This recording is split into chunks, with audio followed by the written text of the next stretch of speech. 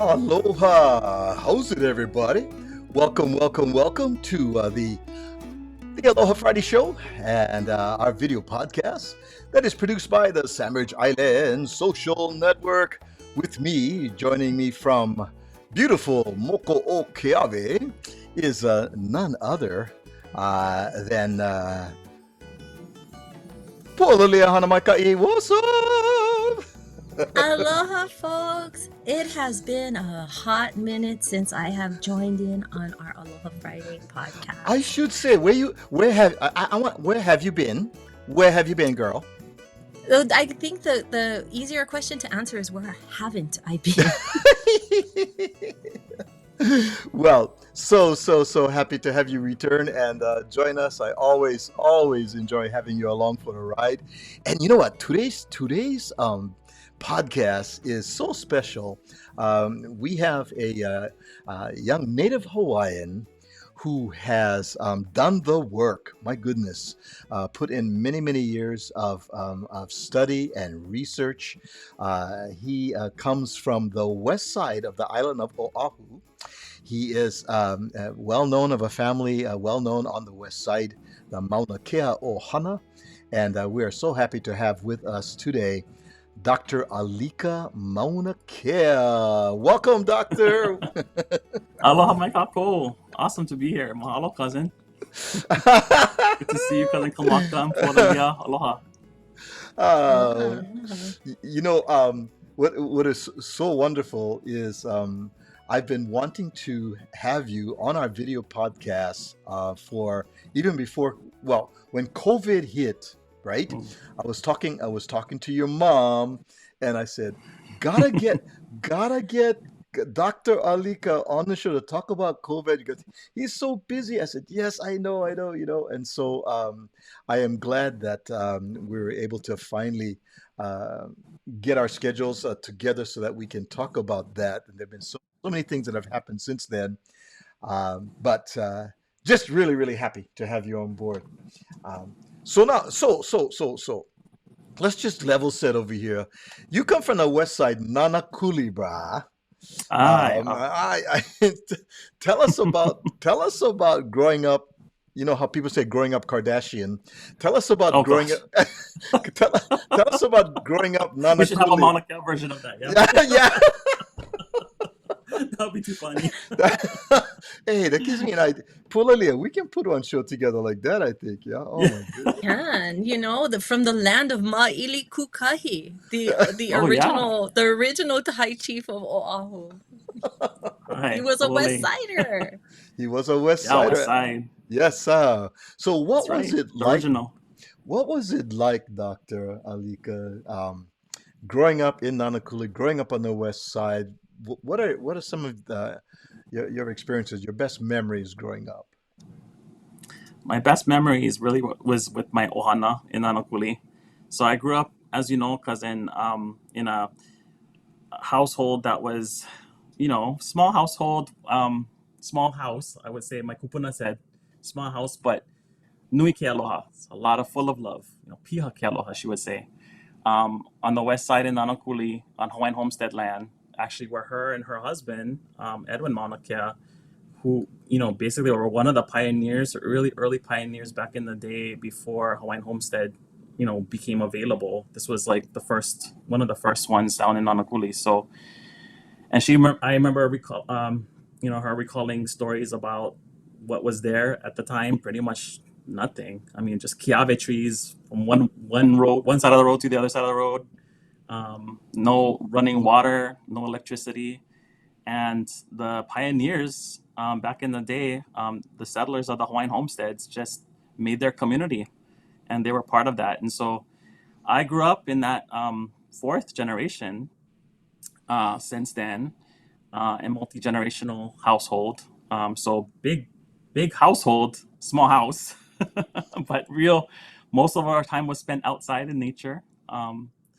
It was a real homestead where we had livestock and basically when I grew up, I saw it as a jungle. There's lots of trees, fruit trees, la'au that we would use for leis and, kalo, just for subsistence living. We grew up really connected to Aina. And just a walk down the street to the beach. So grew up in a real awesome neighborhood and really close knit neighborhood. Everybody knew each other. Everybody got, people were, of course, ni LA, but I think the families were more like, just taking care of each other, watching out for each other. I remember stories about when I was growing up, because I was so tempted to go to the beach because I went to Nalikapono Elementary School. It was right on the beach in Nanakuli. So you just see it from the classroom. You see it when you go to, like they put you on recess and you see the ocean right out there. And, sometimes the whales come in. And I was so tempted every time we go back home to walk back home to, the hale, I would want to stop by the beach, right, and go swimming. And of course, that was not, you're not supposed to do that by yourself. But I did it anyway, like going back on the, just kolohe kid, because it's too tempting. Let's go swimming, come back home, and then by the time I got back home, my grandma doesn't even have to look at me to tell me that I went to the beach, because by that time the coconut wireless already hit, right? So my family on the one corner, the families down in the streets, they could see me walking home all wet, dripping wet, right, trying to like dry off before I get home, so I have to face my grandma telling me. But of course, she already heard about that, so.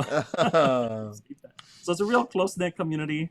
We all grew up together, all these generations. It was just real proud to grow up in that neighborhood. Very protective of each other and very loving. Yeah. So I'm gonna just show this right over here.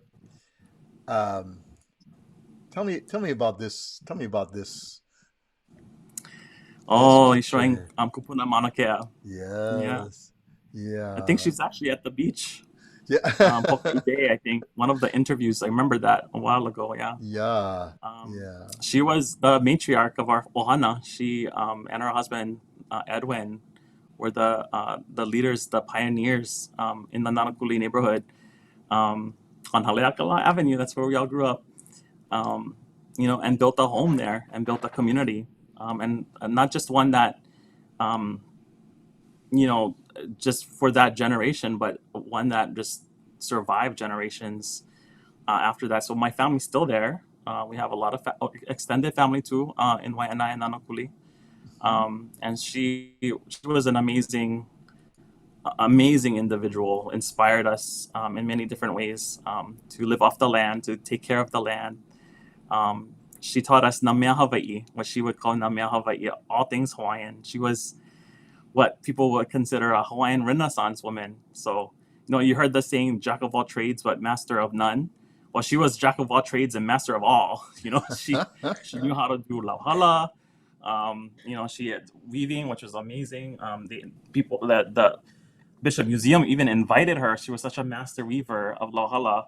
Hawaiians have this mat, the lauhala mats that they make on both sides, which was really special for Polynesians. This is a very specific type of weaving style, and she was able to actually repair Kamehameha's mat because she was such an expert. She was allowed to touch and repair the mat that was in the archives at the Bishop Museum. Wow. It's one example, but she did all kinds of things. Mele, she wrote hundreds of songs and poems.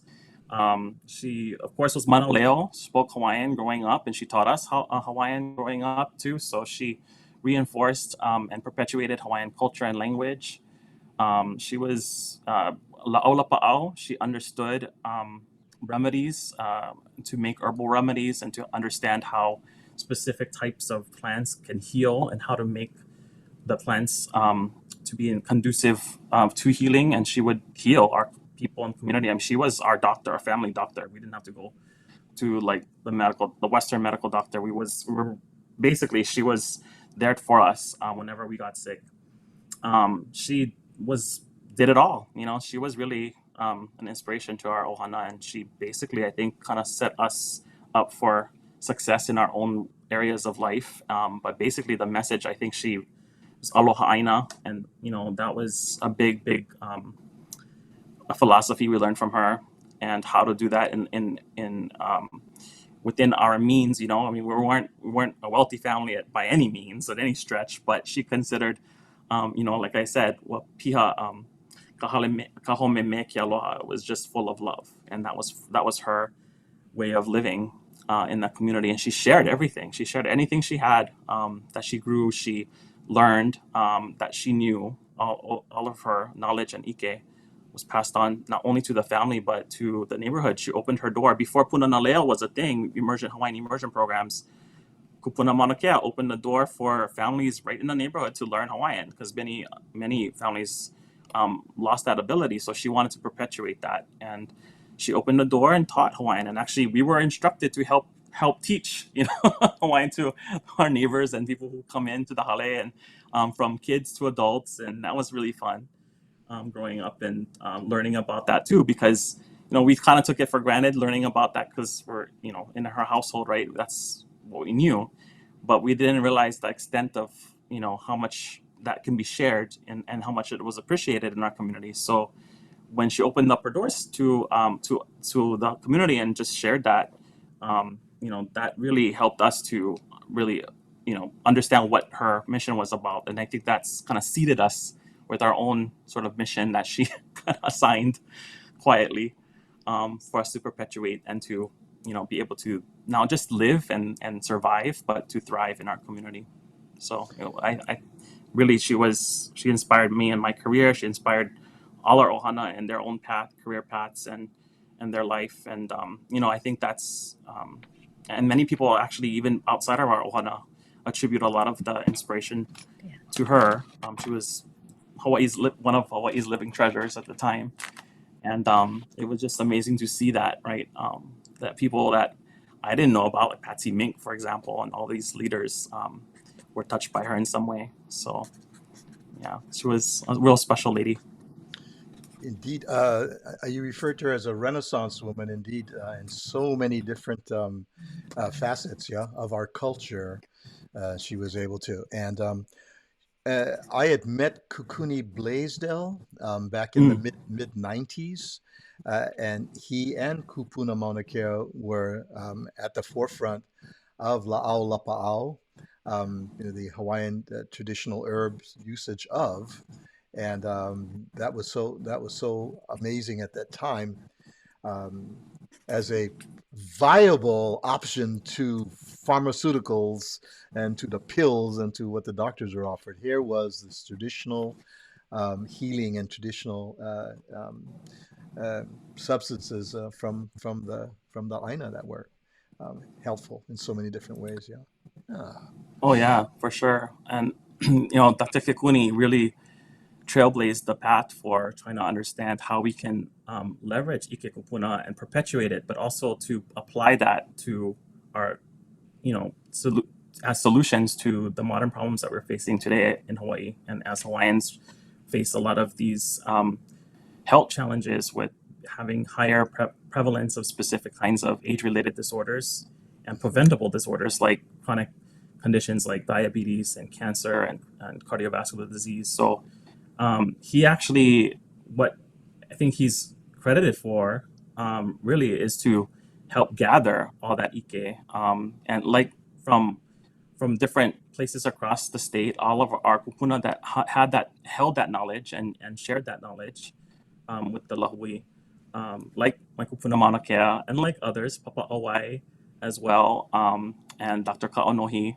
and trying to create more of a structure around that sharing of ike, not to just preserve it, which is really important during that time, but also to be able to share that, right, and to perpetuate that knowledge and apply that knowledge to today's problems.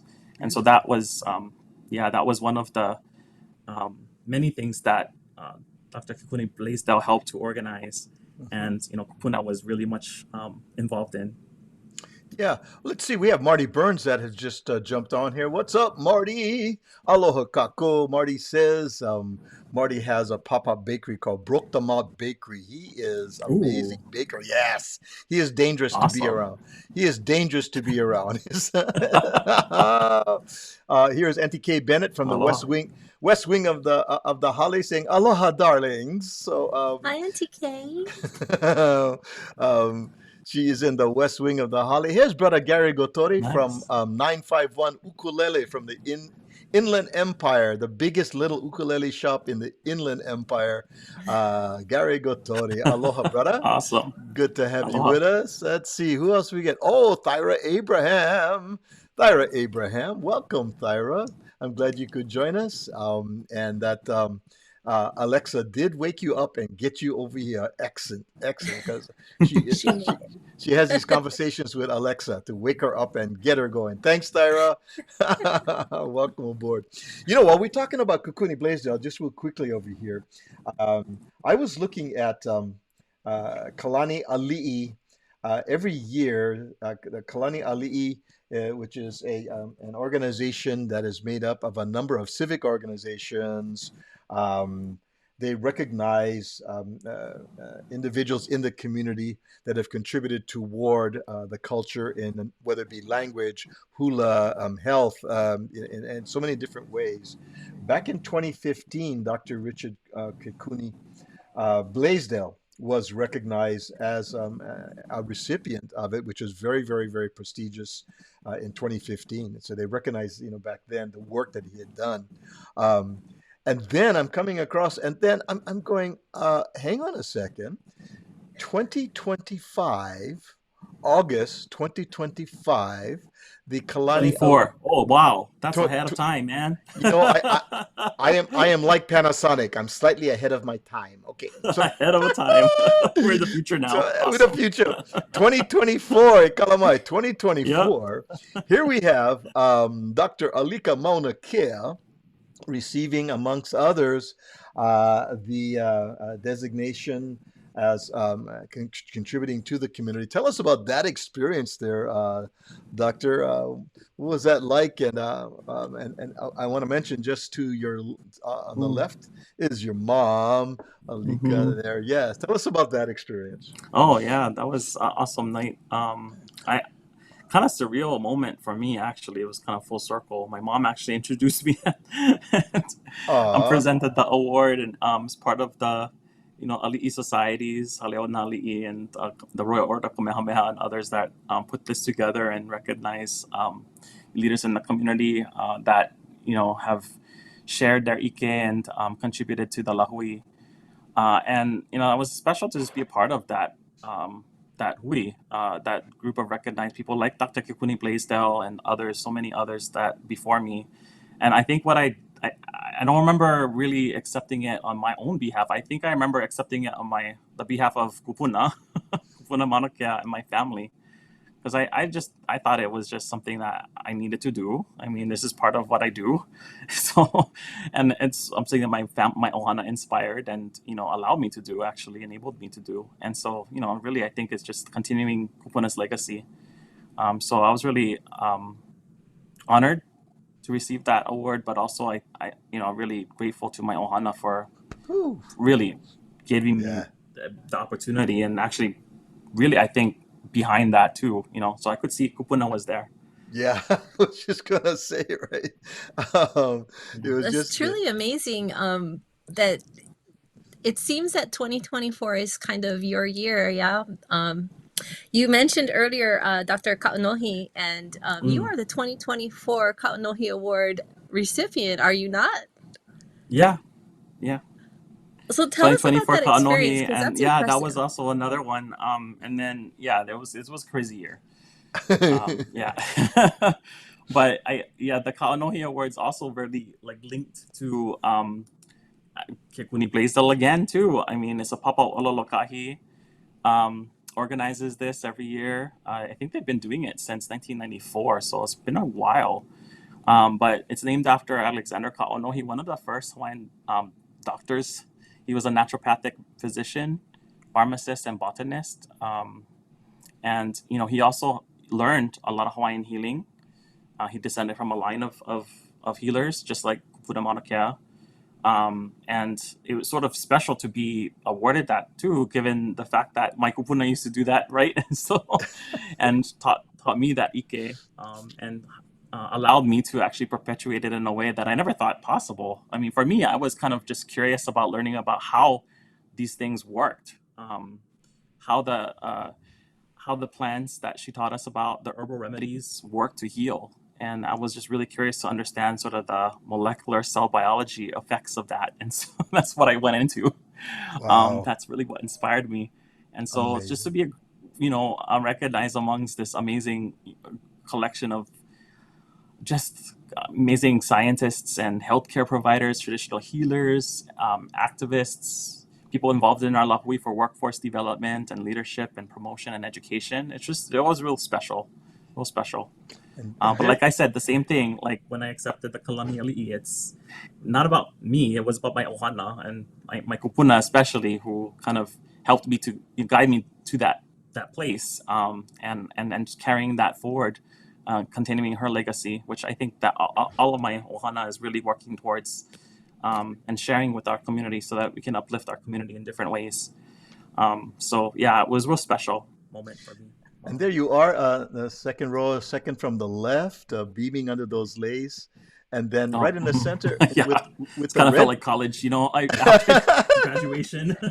And then right there, Graduation, you get all those lays. right there in the center with the red lei is Governor Green, yeah, Yep. like right there. That's Yeah, and all. that's at Washington Place, actually, that we were at that night. So that was really cool too to Wow, see. wow. But wait, Connected there's to our. more. But wait, there's more. But wait, there's more. Also, this year, absolutely amazing accomplishment, especially for a Kauka Hawaii.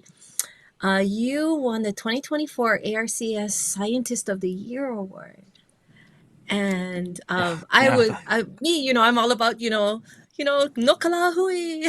Yeah. Wow. I love Yeah. I love the fact that our names are up there as well. So how did that come to be? Because that's very impressive. There's I think the selection and nominations happen every year. The ARC Society hosts this, and it's really for college scientists and researchers that are recognized every year. And I was surprised, not just by the nomination, but by receiving the award in 2024. But I was again like attributing that to my ohana. I don't think I could have been this without them. The interesting thing about that particular event too was one of my students was awarded this year as well, from the ARC. So they also honor students and faculty, scientists, and that was really nice to see. I was really proud of that too. So, like seeing our lahui thrive and be able to share that ike kupuna and then continue past it, it just kind of reinforced like we're on the right path, and providing an avenue, like a way for the next generation to Absolutely. lead the way, as continue to lead the way. And so that was really awesome to see. So I was grateful for not just that moment, but just to see that yes, we're achieving, we're moving ahead, and we're making gains, and it's all stemming from aloha, all stemming from ike kupuna, and our cultural practices and values. And that's what really I'm really hoping that our next generation kind of understand, recognize that too, right? It's not just like these I don't know, it's mystical sort of sayings. It's actually very practical, and that's how kupuna used to teach us. Like malama aina is not just a philosophical understanding of you have to take care of the earth, right? But really, there's a physical, spiritual, emotional connection that affects our livelihoods, our lives, our well-beings, not just for ourselves, but our future generations as well, right? So just that ike alone, so powerful to understand, and there's practical ways to learn that, and that's what kupuna shared with us, and so in my small way, reinforced that using biomedical research and science, and understanding that there's these connections, these really deep-seated, rooted connections that are very holistic and actually affects our health and our well-being, and not just, again, our generation, but for future generations too. And that's the area that I fell into, epigenetics, right? The understanding that environment can shape our health and now and for future generations. And that's all from, understanding our relationship with our aina, with the world around us. And that's, again, very our indigenous perspectives of health and well-being that's coming from Ike Kupuna that I was passed on to me by my great-grandmother. And I can see Kupuna Maunakea just gently nudging you, from on the other side of the veil, right? She's just kind of just nudging you along, because and I know you Yeah, feel exactly. that. Exactly. When I was growing up, right, with her, raised at the knee with her, actually, I was I remember getting a notebook out because I wanted to capture information, because I was learning to be a scientist. I was really interested in the natural world and how things worked, right? And so I wanted to learn, but I wanted to learn more, and I wanted to ask questions, engage more. But Kupuna, she's just like, you gotta pa'akawaha hanamaika'i lima, right? So you just have to absorb and work and do, right? Do. Hanakaike style. Yeah. So that's what I did. That's how she taught us, and that's how I teach. Actually, I ended up teaching that way too. But the interesting thing about that was, I remember very vividly, she was explaining to us how specific things worked, like specific, what specific, natural herbs, how they should be applied, and what they heal, right, and what they can correct. Noni was one of them, for example, and she taught us about how to prepare noni, and it had strong anti-cancer benefits. This is what she told me when I was growing up. And then also kukui, with strong antibiotic benefits, depending on where you get the samples from, the specific sap from the kukui nut. And that kind of stuck with me for a while. And then it wasn't until I went to high school at Kamehameha where I got into this program with amazing teachers at the time, just enabling us as students to learn about molecular and cell biology, and applying, and then applying new tools to answer questions that we derived and we came up with on our own, right? And so I actually wanted to ask that question, is how is it working? Because I couldn't ask Kupuna exactly how it was working. I wanted to know more in detail, right? So I tested it, right? And I tested it, the plants that she taught me, and prepared them in the way that she taught me, and applied them using scientific methodologies that I had learned, with special types of tools that we were really lucky to get. Even in a high school setting was amazing. And then I found, yes, that's true, that there is this really strong selective anti-cancer activity in noni. And then that was reinforced many, many years later, it turns out, from other groups. And then the same thing with kukui, very strong antibiotic effects, specifically on the sap from the kukui nut. And I could see Kupuna just telling me, I already told you that it worked. Why do you have to? I was like, I told you that. Hello.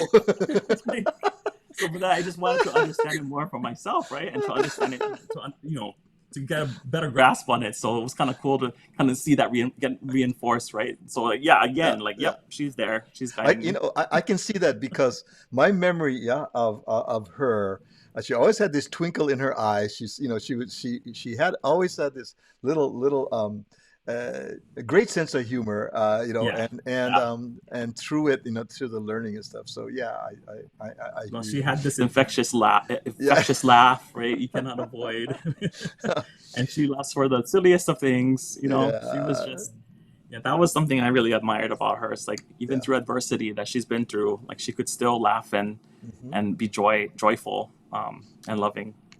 Well, we're going to take a little break, and before that, let me see. We just have some folks that have jumped on. Let's see. Oh, Thyra says, "Yes, Alexa just woke me up. You always have such interesting interest, and indeed, Dr. Alika Maunakea is an artist in his field. and he indeed has created a wealth of information for us to enjoy. Um, and let me see over here. Also, Alexis Maunakea, who happens to be Mama. Mama is saying, Oh my. Ha'aheo, Marco. Yeah, 3 awards in 1 year and many more. Oh my gosh, cousin, you sound like her. You do a great impression. That's There's funny. Mama. Mahalo, See, mom. she's Mahalo. she's over there on the Waianae coast right now, and listening in, and I know I'm going to hear from her after the show. Here's Oh yeah, for sure. here's Abella. E kalamai late to the convo. Welcome, Abella. Abella just Oh, returned from her weekend trip to Oahu, where she danced with for Johnny Valentine and the Honolulu Symphony at the Hawaii Theater. Wow. So she was there, and she came back with lots of stories, and we're going to be able to talk with her about that too. So welcome, Abella. Nice to have you join Wow, us. that should be good fun. Yes, and let's see who else. And Kalamai, if I miss anyone, a lot of the comments been coming in really fast. Some of our friends are talking to each other and saying good morning, which is wonderful. But what we're going to do right now, we're going to take a small time break, and then we will be back with Pualilia Hanamaika'i on the Big Island of Moko Okeawe, and Dr. Alika Maunakea of UH Manoa. He is on Oahu right now at his office right now, but we'll be right back right after this. Hang on.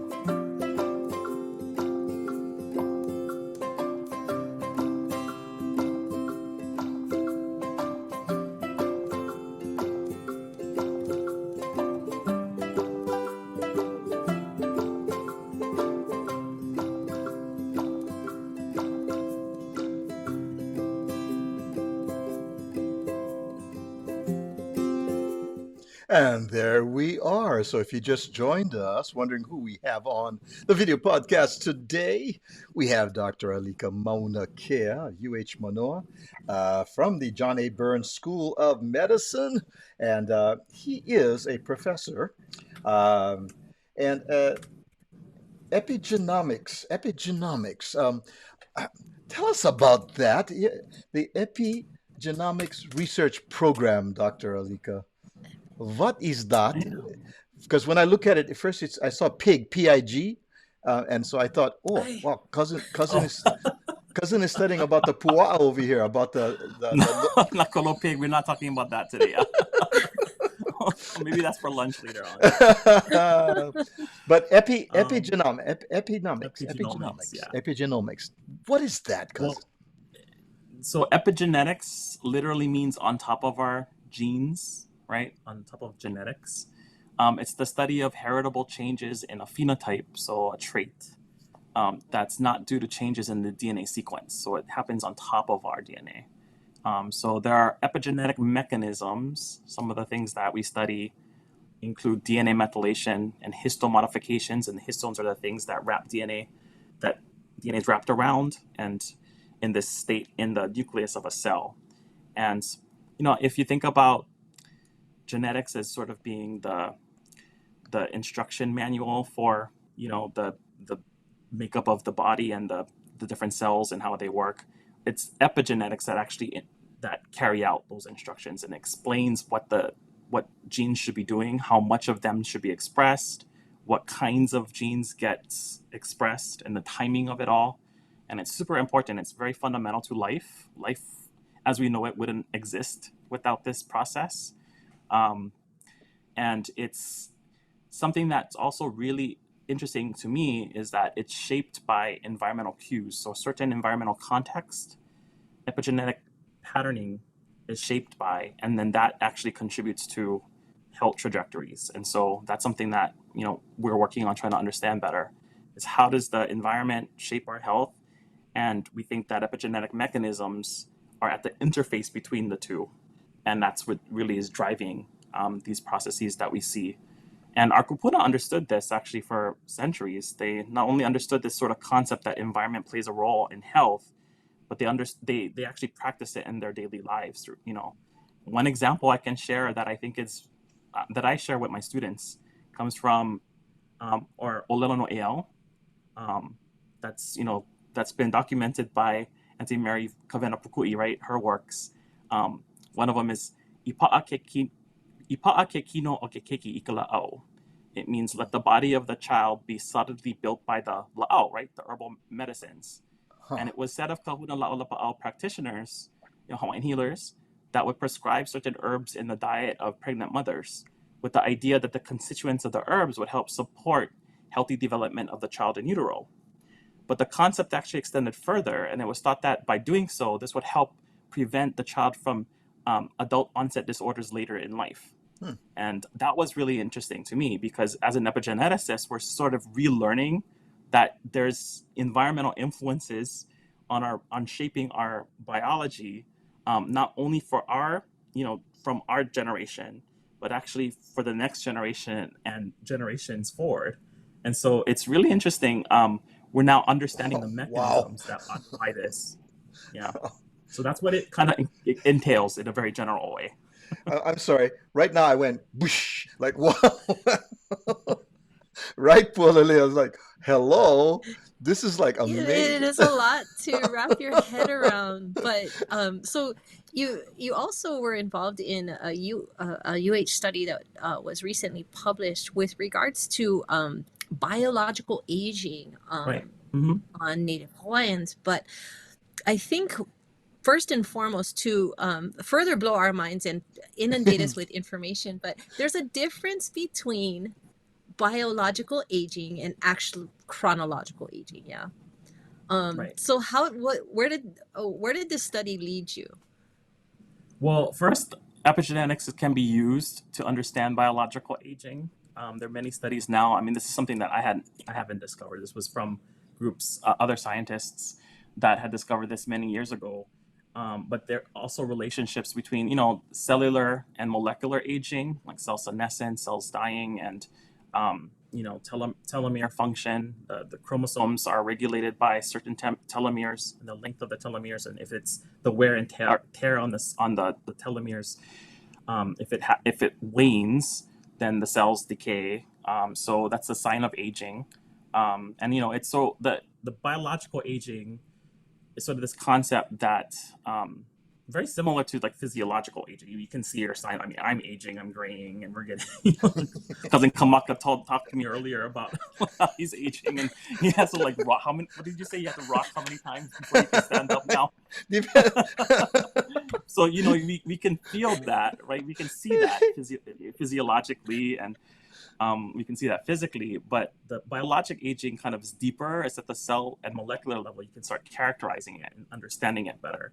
And so for some people, they're very healthy, ultra healthy, and some of the signs, the cell signs and the molecular signs of that health status actually looks like they're younger than their chronological age. And then you see in the opposite way too. You see people who look who are aged at the cell and molecular level. They seem to have more wear and tear that they that resemble older individuals than they are chronologically. So this is what biological aging sort of encapsulates. And epigenetic aging is one way to measure biologic aging. And so the study that we reported this year, we found in a cohort of Native Hawaiians, white individuals, as well as Japanese Americans living in Hawaii. We found that in general, when we look at the epigenetics and measure aging using epigenetics, we found that in general, there seems to be this accelerated biological aging in Native Hawaiians compared to these other two populations. And what that meant was that potentially this is related to some of the health disparities that we see in the Native Hawaiian community, where we know that there's higher risk and prevalence of chronic age-related disorders like diabetes and cardiovascular disease and even cancer. And so this accelerated aging, this biological aging, might be related to these higher prevalence of these conditions in our population. But what was really interesting about this study, to me anyway, was that when we looked at the socio-ecological factors around biologic aging and how that might relate to biologic aging, we found that individuals that tend to live in socioeconomically poor neighborhoods. These are neighborhood levels factors like income and poverty and food deserts and things like that. So that if you look at that, in general, you do see a tendency for accelerated aging biologically, no matter which ethnic group you're in. So that's independent of ethnicity.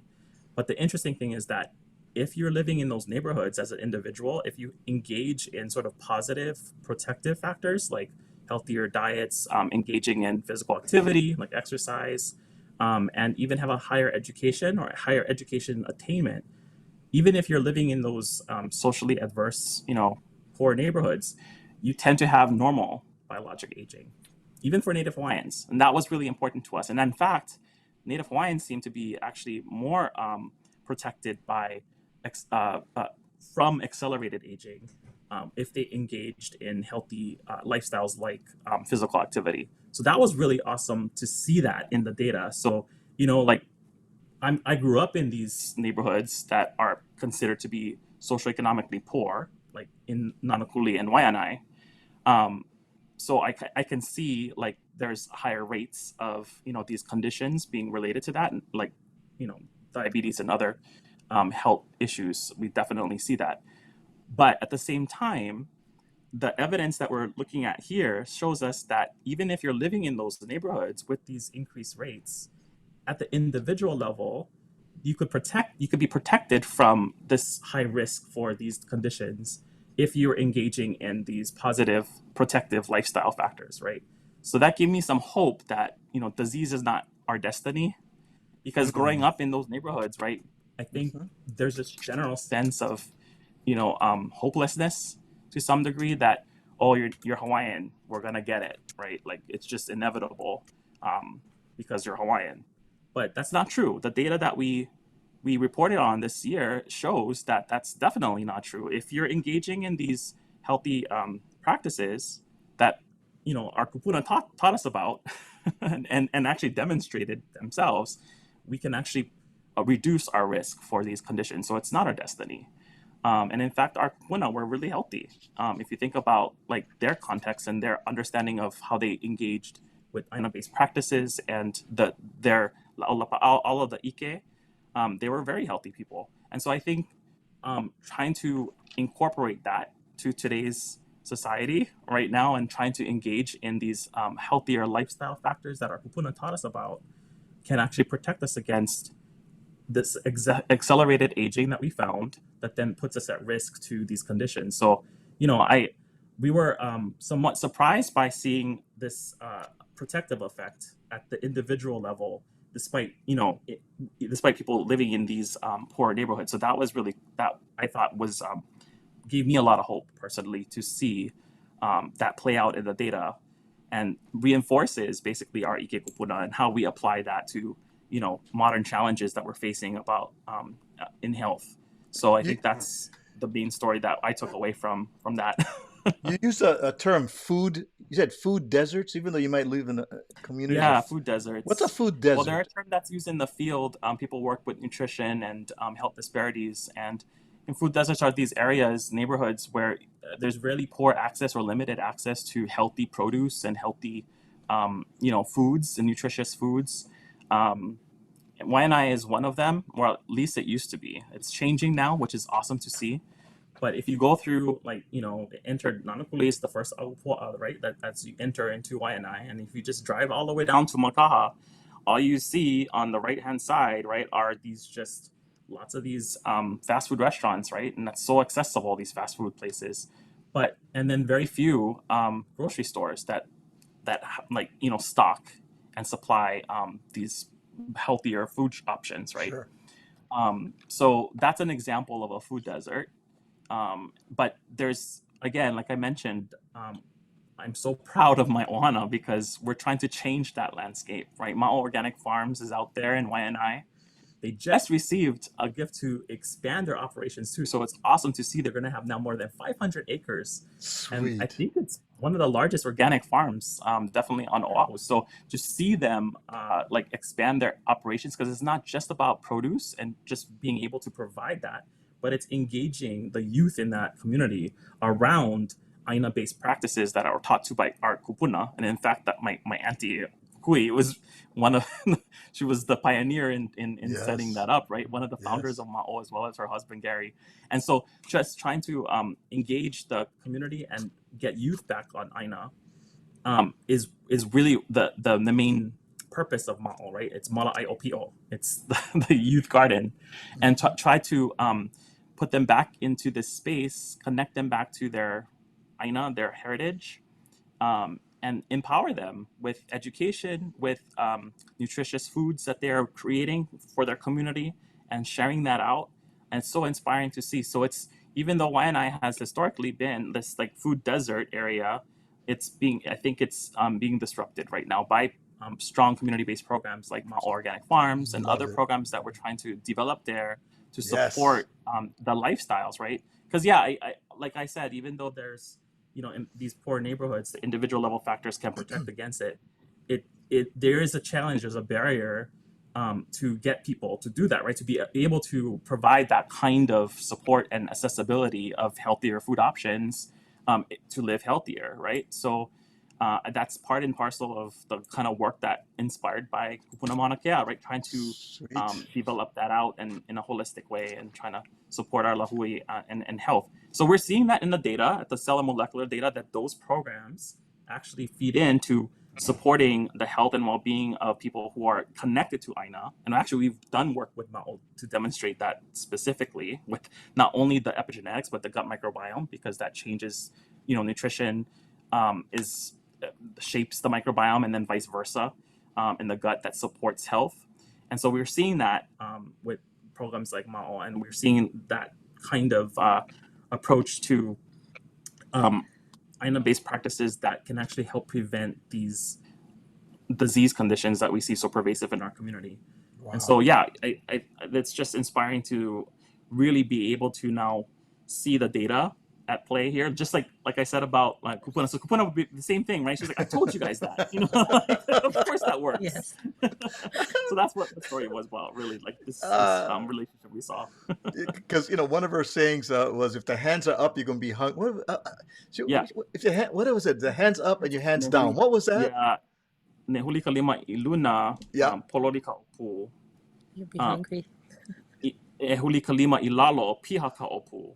So it means that if you had your hands up, like a beggar, you would always be hungry. Your stomach would be empty. If you had your hands down towards the land, yes, your hands would be full. Your stomach would be full, right? Hello. So that's her philosophy in life, and that was passed on to her by her parents and her kupuna. Yes. The idea being that aloha aina and malama aina based practices, you can be self-sufficient if you work with the land, and that would feed you, well, literally feed you, but I think she meant also take care of your health, right? Yeah. Malama aina. And then that would also nurture your family, and nurture your community, and support the health of that community. So Yes. yeah, that was her solution for living in Nanakuli. Man, that Ike just keeps coming back. Bang, bang, bang. Right? Hello, bang. Yeah. Our kupuna knew what they were talking Yeah. about. And well, one of the reasons I so love the studies and the research that you're doing now is because there were studies before on Polynesian health. As far as diabetes and cardiovascular issues, weight issues, all these things. There are all these studies that we're afflicted with, the gout and whatever. But there wasn't a study that says, hey, you know what? Now we got the bio behind it, and we're going to tell you why and how we can fix it. It was always like, oh, this is what you're afflicted with. Too bad, so sad. Right. Yeah. Right. But now you're coming up with all of these things, and I get all excited over these kind of things because, again, our kupuna have been saying this for how many thousands of years, and now here it is. And we're like, duh, we said this. Yeah, I think our culture is health, like our culture really is health. Like those practices, those ike that they passed on to us, it wasn't just about subsistence living and sustaining a lifestyle that's, in isolation from that, we're one of the most isolated spots in the planet, right? So we had to be self-sufficient and self-reliant and, be able to sustain in a way that, thinks about not just our generation, but for future generations to come, right? And so I think all of the practices, all of the philosophy, all of the things that this society developed over the centuries, really, we can learn from now to help address a lot of the issues that we are finding today, right? Like with climate change and famine and people really like not being able to get access to healthcare, right? Because they're disconnected from Aina. So I think that's really a challenge for us thinking about now, but really drawing from our Ike Kupuna and from the types of resilience and practices that, our Native Hawaiians built throughout the centuries, right? I think really we can learn from and really shape the what we would like to see here in Hawaii to be more resilient against disasters that we face, right? Natural disasters, but also the health disparities that we know about in our community, and we want to try to work to solve, right, and to sustain and thrive. Beautiful. So I hear you about that. And that message, like, it's enough already. Yeah, about like all the problems, we know how to fix it. Right? And the beautiful thing is, it's a global message. Yeah, really. Yeah. What applies here to Hawaii and to all of our people, to our lahui. Actually, it's a global message that addresses much of that. I want to just jump in real quick. Abella says, Aloha Kamaka Pua, and Dr. Maunakea. She sends her aloha over here. Let me see, Laura Bauer. Hey, Laura, welcome. Laura jumped in and said, wanted to say her aloha. We love having Laura visit us. Thanks for joining us today. And Here, let me see. Here's somebody that you might know. Look, this one. Look at Poli. What's Oh my God. up? What's up, cousin? Hello, cousin. He's popping in. That's on Mauna Kea Ohana right there. And Abella says, Aina-based processes. I like that concept. Yes, yes, yes, yes. What else? Here's C. Honda. I Mahalo. agree with you. Even though your genes bend backwards, sometimes weakness, you don't have to go down that path. Yes, that's the message. Yeah. That's the message. I love it. So many comments coming in. I just love it. Thank you so much.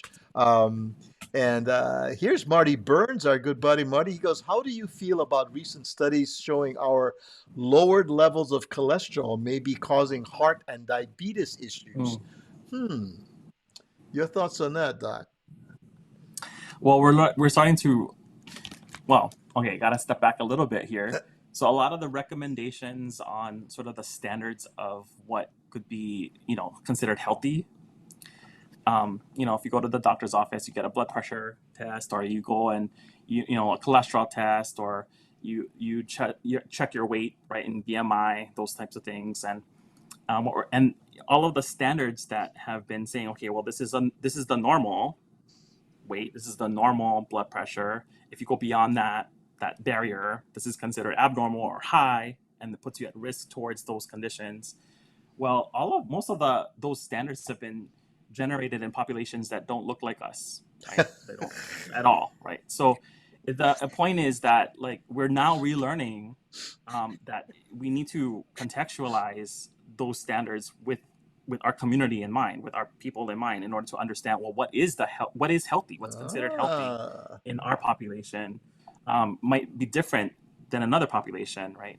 And so I think that's what we're starting to see with the different cholesterol levels and what it means to some people. Maybe some people, actually, it's not a risk for those conditions. BMI, we know that it's not a best marker of metabolic conditions in our population, because our people tend to have a higher BMI, not because of adiposity, but just by their structure, right? And so those standards that have been set in some populations don't really apply to understanding, well, those conditions that we see in Hawaii, in our community. So I think and that's what we're trying to encourage right now. Actually, we're trying to understand that more. We have cohort studies now that we've been launching and working with for many years now with our community, to learn about what makes us, what is health in our community, define that for us, right, with people who look like us, and then also to understand how when do we what are the factors that keep us healthy, and what are the factors that subjects us to risk for these conditions. So we're trying to understand that more holistically now, but contextualizing it within our community. Wow. Here's Kate Bennett, and TK says, amazing interview, enjoying it. Mahalo nui to all of you. I know, yeah, my mind has been blown all through this whole conversation. It's been amazing. Quite a few of our friends are jumping in. And again, if I've missed your comments at Kalamai, a lot of them are coming in really, really quickly over here. But just wanted to thank everyone for their comments. And, we're coming close to the end of our time together, and I want to be respectful of your time, Dr. Alika. I wanted to talk a little bit. Is it okay if we go a little bit over the hour here? Yeah. I know I'm putting you on the spot over here, because I did want to just a little bit on something you are working on right now. In fact, when I saw you just a couple of weeks ago, you were coming in and out, and I talked to you on the phone, and you were here and there, and you're on the island of Maui. Mm-hmm. August 8th, 2023, historic tragedy, Lahaina town, forever altered. This place had archaeological, cultural significance. It was the first capital of the Hawaiian kingdom. And then, the wildfires engulf the entire area there. First responders came out, major buildings destroyed. Governor Josh Green said it was the largest national disaster in Hawaii state history. Economic toll of West Hawaii. Rebuilding and housing of fire survivors is often in the news.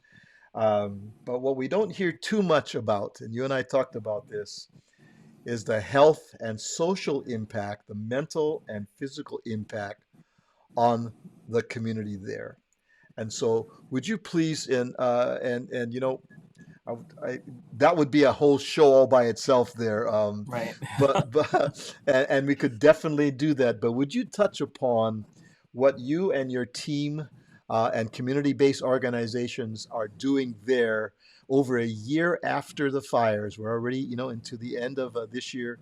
Um, what are you and your team doing there, and speak to the health and social impact that your team is addressing? Oh yeah, mahalo cousin. Yeah, so maybe I'll first say, this kind of relates back to Kupuna Maunakea again. It's her. She was born and raised in Kula herself on Maui. And as you know, cousin Kamaka, our family is huge, right? 20 siblings that she had in that family, all born and raised and living on Maui. And so, and many of them are still there. So we wanted to help and figure out how to help best. And the work that I do is on health disparities, and trying to understand and address these issues that we have in our community, this higher prevalence of chronic disorders in our communities. And when disasters like this happen, it's really those people who are more vulnerable to like the consequences, the unfortunate, not just the mental health, but the short and long-term health effects that this can have. And so we're trying to understand that better and try to get in some information, some data around that to understand how we can help intervene at an earlier state before manifestation of these chronic conditions happen, right? So we know from other disasters like 9/11 and others that people who have experienced that, of course, there's mental health challenges, but then the physical health side too has long-lasting consequences that we still don't really understand in response to in the aftermath of wildfires in general. So there's from 9/11 we know that there's increased cancer rates for those people who've been exposed to the tragedy. The physical events that happened in the tragedy, some of the toxins that they might have been exposed to, and that, even though it might be acute at the time and short-lived at the time, those might have some long-lasting effects on your health. So we're trying to better understand that in the context of the disaster that we faced in Kula and Lahaina on Maui, to identify earlier conditions that can be addressed sooner than later, right? So that we can prevent increased mortality from the fires even after many years. So hopefully that's that's our goal, and we're hoping to put that into place. And in order to do that, we really needed to rally some efforts in the community to and recruit participants in the study to learn more about that. And we provide a health screening from participants who've been through the disaster to look at lung health, metabolic health, cardiovascular health, mental health, and even cancer risk. And then we also collect samples, to look at toxins that they might be exposed to or still clearing from their system, or how that might interact with some of the biological factors that might impinge on, pre-existing conditions. So people with asthma, for example, might have exacerbated conditions and COPD that might develop later on from that initial exposure because of inflammation and maybe things that they've been exposed to, some of the heavy metals or other toxins that they might have exposed to after the fire. So we're trying to understand that more holistically. And so we've been able to recruit more than 1,500 individuals to the study, including children now with state support, to look at those impacts. And our goal is about to get to 2,000 individuals by the end of this year, which we think we will be able to do, and then follow those individuals longitudinally over time. So every year we'll be doing the same health assessments and the screenings, and then as well as looking at some of the changes that they might be experiencing, so that we can identify potential early risk factors that they can help mitigate against long-term health consequences. And then in addition to that, we're also building some wraparound services for people because, places like Maui outside of Honolulu, it's really, the workforce in healthcare is really limited, right? Especially in specialty services like pulmonology care, for example, and which is where we started to see a lot of issues now. So we want to be able to figure out how we can network with providers that then can prioritize seeing some of the participants that come through our screenings, and then also disseminate that information more broadly to those who have been impacted. So we suspect maybe around 10 to 12,000 individuals might have been impacted by the disasters on Maui, and we're opening up a registry. That we actually opened up a registry to capture that individuals who want to learn about the study, but also understand like how they can, what kind of services and support that they might have access to help with reducing this long-term effects on their health. So that's part and parcel what we're doing to help support the community there. Yeah. And again, like it goes back to Kupuna. She wrote the song Aloha Lahaina, if you guys remember that. Yes, I remember. So yeah, all of the history, the Ike, all of that, like it's still part of that community, and we want to really be able to support them as best as we can, because I think it is, like you mentioned earlier, it's like a microcosm of the things that are happening around the world, right? Exposures to these hazards, man-made or natural disasters that could be contributing to some of our health effects, poor health outcomes. And so we're really trying to be able to at least support our community, but it has a lot of implications for how we can potentially address these kinds of growing problems in the world. I love this statement here, and thank you, Doctor. It goes, while other issues like housing are at the forefront, it's equally important to prioritize health to prevent further disparities, especially among our underserved and minority communities. And by addressing these health issues alongside other critical needs, we can work toward a more equitable and resilient recovery. So you hear a lot about housing, got to get people into housing and so forth, Really important, yeah. Yeah, which is important, yet you want to get healthy people into those houses, or people that are going to have their health issues addressed in their new homes and so. Or to rebuild a healthier community around that, right? With access to care and being able to have like access to resources and healthier food options and things like that, right? Healthier communities in general. I think that's really important. So trying to revision, I guess, or envision Lahaina to rebuild in that kind of capacity to take care of the health of our community, not just for now, but for the future, I think is really going to consider all of those factors that we know about that exacerbate poor health conditions otherwise, right? So really it's important to not only just get housing, but then, like enable the health and be able to provide support around the health of the individuals that have been impacted. Because we think that it's not just going to be this one generation, it could have multi-generation impacts as well. Exactly. Yeah. This can be multi-generational affecting. Here's a picture of you on Maui, and what are you doing here? What's going on here? So I'm with my team up there, and our community organizations that have been helping us facilitate all of our health screenings. And so I'm collecting samples. I think I'm collecting saliva and buccal swabs to look at inflammation and biomarkers and other things. But we also collect urine samples to look at, heavy metals and other chemicals people have been maybe exposed to. And then we also provide, other health screenings like the spirometer measure to measure your lung capacity and how it's performing, which is also revealing to us that individuals that have been exposed have a high rate of these kinds of poor lung health conditions, that they really need to go and see a specialist to get a diagnosis and then get care, because that can develop and progress if it's not managed now. And that's what we're finding. Unfortunately, a lot of the folks that have been affected by the fires, because of the other things that they have to consider, right? The housing and food security and mental health challenges, all of these other things, they're not prioritizing their own health. So when they come to us, this is one of their first health screens since the fires happened. And that was surprising to us to hear, because many of them present with symptoms too. And so when we confirm, some of the issues that they might be having, they're facing with, we try to nudge them to care, right? And some of them have providers. And so we provide them the information that we get from the screening, and they can take that to their providers to get the support that they need. So we've been working on the ground, just, trying to get as many people's evaluated and screened so that they can take care of their health, but then also to get this information out too, because a lot of survivors may not be in our study, but they might benefit from the information that we're collecting, because they need to know, like, oh yeah, this could have been, I'm starting to get, lung problems, like I'm starting to, have problems breathing. I should go and see a doctor about that, because it could have been, it could have may not have happened immediately after the fires, but it could manifest many, months or years later, Yeah, and that could exactly.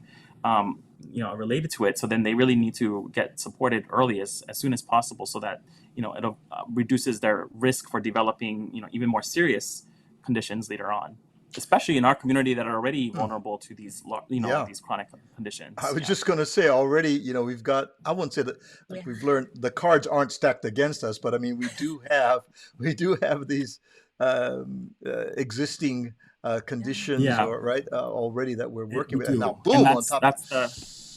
and I think that's a broader conversation that I think the state needs to have in terms of understand thinking about resilience and building resilience against these disasters that we face. Mhm. And I think understanding and addressing health disparities is going to be really an important part of that, Yeah. building resilience. Because yes, these pre-existing health inequities are exacerbated by these Yeah. these tragedies, and our population is affected.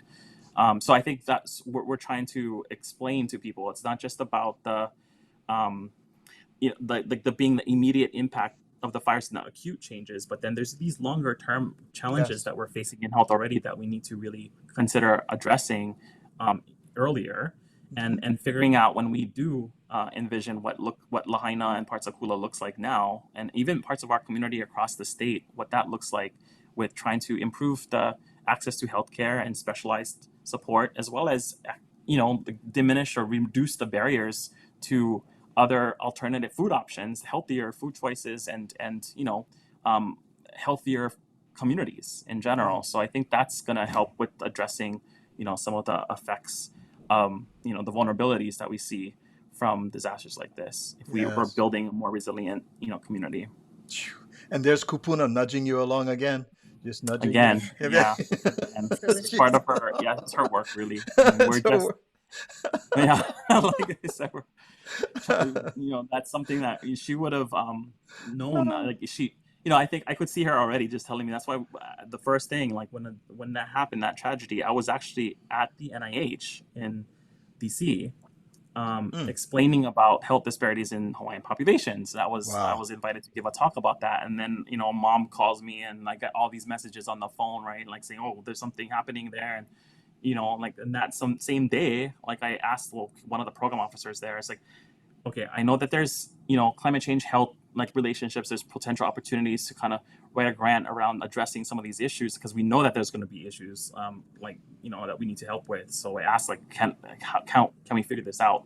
And so she alerted me to these programs, and day one we're basically figuring out, okay, who do we need to talk to, calling my uncle it's like, what do we do? How do we help? Like, how do we get in? And that's something that our Ohana would have, and Kupuna definitely would have learned. Yes, indeed. So yeah, that's all her.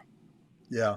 Here's another cousin jumping in. Diana Lynn. Hey, What's aloha, up, cousin. She's Awesome. she's Eva I think she's in Eva Beach. Cousin is over there in Eva Beach. And let me see. We have one. Oh, Vince Faustino, brother Vince is saying hello there. What's up, brother Vince? Aloha. Thanks for joining us. And let me see. Oh, I love this. Here's Abella that's saying mahalo for all you and your team do, Dr. Alika. And that goes, we want to echo those thoughts as well. Wow. Part of I don't know. our Uh, kuleana. Pualilia, I don't know about you, but I have a lot to think about. Oh my goodness. So I love these kind of conversations because that's right in my wheelhouse, because I'm an educator as well. And Yeah. People focus on the fire this, homes. And I said, but let's just talk about exactly what you're talking about now. What about the health? Because now our natural resources, which are already limited, and we are so isolated that we don't have access to additional resources, how much water is going to affect us. And not just the vai that comes from Mauka, we're talking about the kai as well. Yeah. Because that gets into our food supply, and then the lepo, the contaminants in our dirt. Even if we try to cultivate that, and whatever's produced out of that will be contaminated, and this is a vicious circle that we're going to be in for at least a generation. And it's very important to get the word out and have people understand that it wasn't just about the fire. Right. From my own Yeah. perspective, where I'm looking at, Kanaka Wahine health, and the water supply is so contaminated that we're probably headed towards a long line of our own people not being able to continue our next generations, because that does, people don't realize it affects female health and reproductive health, even in Kane as well, not just the Wahine. Don't get mad at me. People come after me when I support the Wahine. They're like, what about the Kane? I'm like, I'm a Wahine. I don't know nothing about the Kanes. You guys handle that one. But We got you. Yeah, but Yeah. what you mentioned is exactly right. It's not just about the fires. What we're learning too is that the exposures that we're seeing in the community might be also coming from just chronic exposures that we just don't measure. I mean, it's yeah, measurable, so we can do something about it, but it's just not typically measured in, just the the norm, right? So, but what we know is that Maui and other places are so are coming from the huge plantation days, right, where it affected our aina. All the things, the fertilizer, the herbicides, pesticides they used. I mean, there's a lot of forever chemicals, heavy metals. We know that actually arsenic is one of the main heavy metals in the fertilizer that they use from the plantation days. So we're seeing some evidence that it's not necessarily just exposures from the fires, but it could be chronic exposures that people are like living and working near. And so we're trying to understand that too. And that brings up a broader, like you mentioned, a broader issue, right, that we need to start addressing now and figuring that out, because yes, it will impact the health of not just our generation, but future generations as well. Mhm. Oh my goodness. Beautiful, beautiful, wonderful conversation. Thank you so much, Dr. Alika, cousin, for sharing your mana'o, sharing your insight. And so much of this is, as I said, man, I'm just, it's the beautiful thing about this, of our friends who are watching and who are experiencing this. All of our videos here are being archived on our YouTube channel, the Sandwich Island Social Network YouTube channel. So any of you who are watching this now would like to have other folks, oh man, somebody else should be seeing this, please share, and we will put in information on our Facebook page. We have on Instagram, on YouTube, Sandwich Island Social Network. All of our Aloha Friday shows are archived there for all of you. Oh my goodness, beautiful. Here's Abella, and Abella has a question here. Abella is a cancer survivor. She is she goes to the cancer summit for the American Cancer Society, and she's saying, "I wonder if you could speak at the cancer summit at the American Cancer Society. Perhaps it's a Yeah, conversation." I'd be happy to. Yeah, Uh, mahalo. we'll put you in touch and make Put that you in touch. connection. Yes, Mahalo. Yeah, we make will that definitely connection. that. Even us Hawaiians over here on the continent, we network and we all keep in touch No, over that's here. awesome to see. No, that's And, great. and Yeah. you today have been an important part of that connection, sharing your mana'o, sharing your ike on that, and that's been a beautiful thing. So mahalo, mahalo, doctor. Appreciate that Mahalo ya very oko. much. Really appreciate it. Pualilia, thank you so much for joining us. My goodness, a real oh no, treat. thank you for tolerating me. No, no, it was only us two guys, and then you bought a special aurora borealis was just glowing around you. Yeah, I brought the hina to the coup. Yeah, That's all Oh I yeah, did. we nicely need Love that. it. done. Nicely done. Nicely done. All right, everyone. Thanks so much to our Ohana out there, the Sandwich Island Social Network, for joining us. We just love having you coming on board and supporting us. There will be more coming up, so stay tuned to the Sandwich Island Social Network social media pages, and we will see you next time on the Aloha Friday Show, sponsored by the Sandwich Island Social Network. See you next time. Aloha, folks.